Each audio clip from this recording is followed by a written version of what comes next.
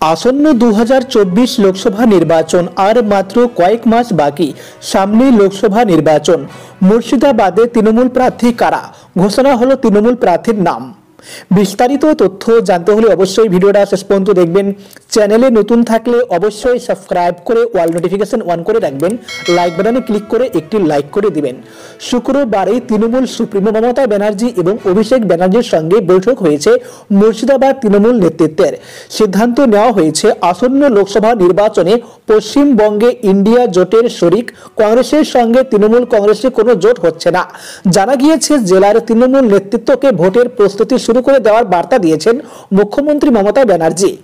জল্পনা শুরু হয়েছে মুর্শিদাবাদ জেলার 3টি আসন থেকে কারা প্রার্থী হতে পারেন।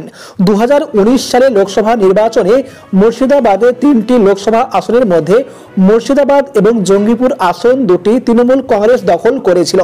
এদিনের বৈঠকে উপস্থিত এক তৃণমূল নেতা জানিয়েছেন, আলোচনার সময় দলনেত্রী মমতা ব্যানার্জি এক প্রকার নিশ্চিত করে দিয়েছেন জঙ্গিপুর আসন থেকে পুনরায় খলিলুর রহমানকে দল টিকিট দেবে।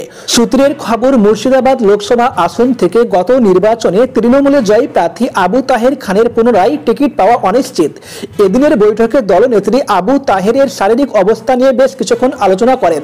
শারীরিক অসুস্থতার কারণে দলনেত্রী ফের তাকে মনোনয়ন দিতে চান না বলেই খবর। তবে বহরমপুর আসনে তৃণমূল নেত্রী অধীর চৌধুরীর বিরুদ্ধে কাকে দাঁড় করান সেদিকেই এখন নজর সকলের।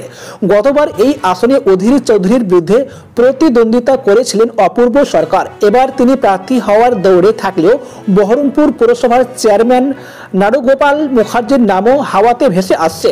তবে তৃণমূল সুপ্রিমো মমতা ব্যানার্জি এই কেন্দ্রে বহিরাগত কাউকে প্রার্থী করতে পারেন বলেও খবর মিলেছে তৃণমূল থেকে।